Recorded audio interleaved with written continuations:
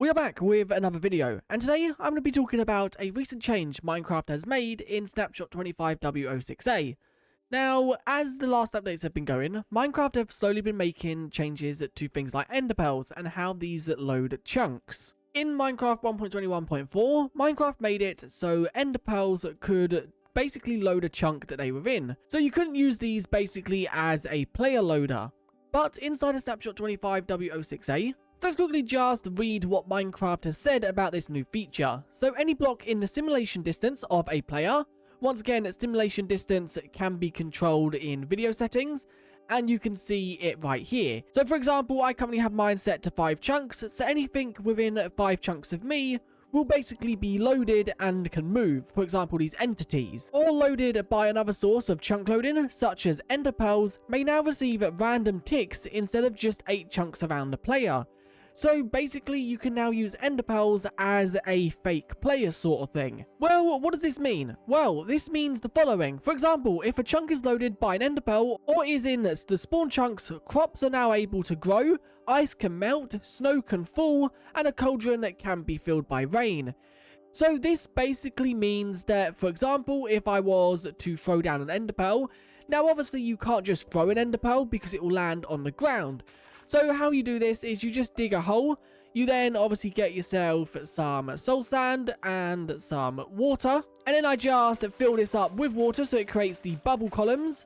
If I now throw down an ender pearl down this chute, the ender pearl will basically just stay here bobbing. It receives a random tick, which means that if we was to now just plant some farmland, let's quickly just grab some of that. We don't need water because there's water right there. So here we go. I have now obviously planted some farmland. I really just want to get rid of the ender pearl. I think the best way to do that is just by breaking that block. It will then teleport me. I can then place it down. So if I was to quickly just plant a load of wheat seeds here, and then if we was to fly in any direction away from this, so let's fly just in this direction. I'm now just flying in this direction to unload what we have going on over there, because we don't want it to be loaded.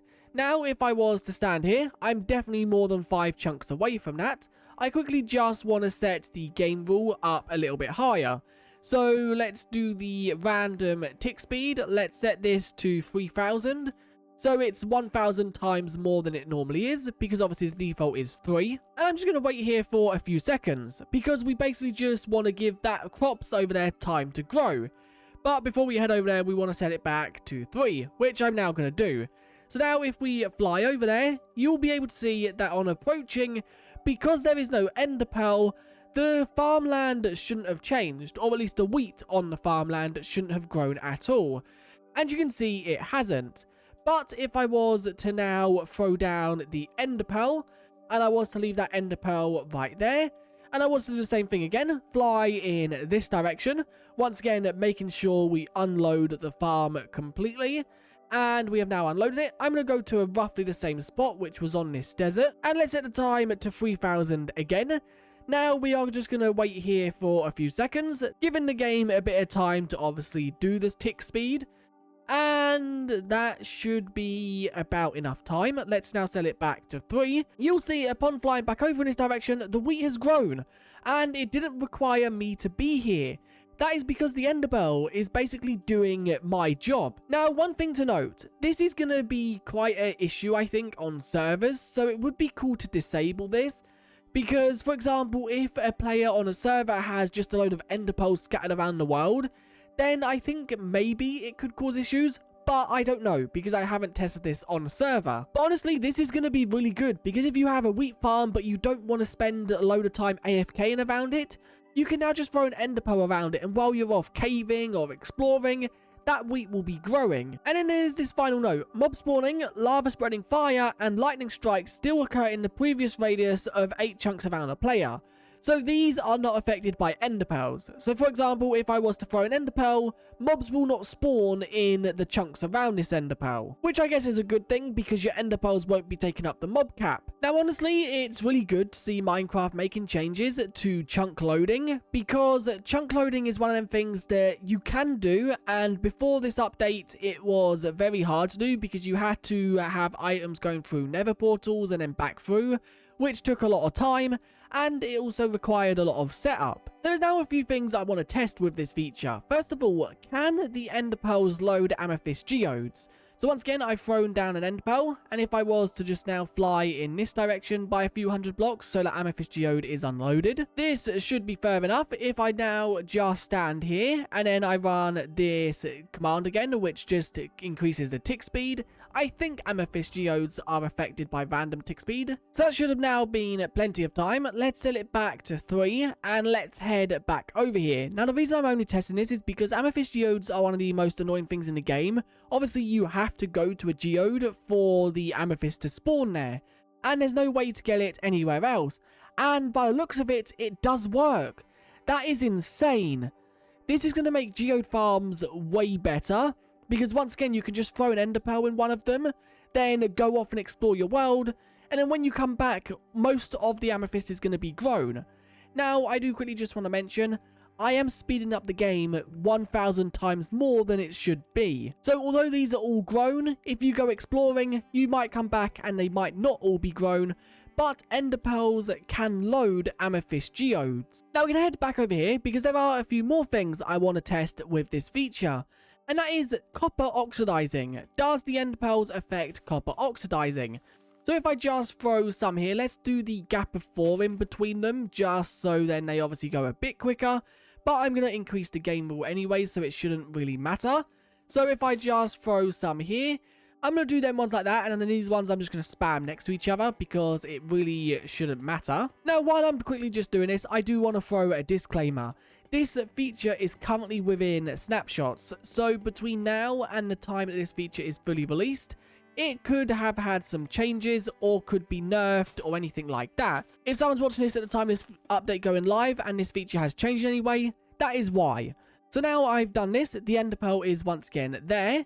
Let's now just fly in this direction so the chunks are unloaded by me but are still loaded by the ender pearl. And then we are going to quickly just increase the tick speed. Let's just head back to this beach where we've been heading. And let's do it back to 3000. We are just going to wait here for a second to see if it obviously does age. And if I now fly back over here to the copper, you'll see that it has actually ticked. So that does mean that it also does load copper. Not gonna lie, this feature is really good because amethyst and copper are the most annoying things in the game to have to wait for. So being able to just throw an ender pearl near them and go caving, exploring or building while these are obviously ticking is going to be so much easier. And the final thing I want to test is if entities can tick within these chunks. I'm not too sure if this is going to work. All the other ones we tested have. And I think the best way to test this is just grabbing an egg. Let's grab the new blue egg. And if I just throw this down here, let's just grab ourselves a chicken. Let's just get the data of one of these chickens. The age right here is minus 23,736. And if I now load it again, you'll see it's 23,400. So now if I quickly just head over here, if there was no ender pearl there, this age should basically freeze. And the question is, with the ender pearl there, does it still freeze or does it still tick down? So currently the age is 23,340. If I give it a few seconds, just so it can obviously tick down, if I now load it again, you'll see it is still 23,340. So it does not load entities, at least aging entities. Now I do just quickly want to mention something before I end this video, which might be very important. So I've done some more testing after the last clip, and inside of Java we have the special ability to show chunk borders if I actually click the right button, which you can see right here. And you can see that this ender pearl is on the very corner of a chunk, which I didn't know when placing it. But from this ender pearl, you saw that it grew wheat in this chunk, and also this one. And also the copper did age in all these chunks as well. But one thing to note, these chickens are not within the same chunk as the ender pearl, they're in the one next to it. You saw from once again the last clip that these did not grow up. So I decided to try it again with entities or chickens within the same chunk as the ender pearl. And this one right here does still age when I go far away. So it seems like entities have to be within the same chunk as the ender pearl for them to actually be ticked. Which let's quickly just show this again. If I grab the data of this entity, which is this entity, I will quickly just show that again for anyone who maybe don't believe it. So you can see, if I quickly just look at the entity and grab the entity ID, you can see its age is currently minus 15,000. And I did also count, for anyone wondering, I was going about 12 to 15 chunks away from the ender pearl. So if I go right here and now run the command again, you can see it's now 14,967. And if I just leave it for a few seconds, once again for the age to tick down a little bit more, if I now run it now, for example, you can see it's gone down. I did quickly just want to throw that in because it does seem like they do tick, but they have to be within the same chunk as the ender pearl, unlike crops, amethyst and that can be in separate chunks. I'm not going to lie, I'm loving this feature and it's going to be used by so many people.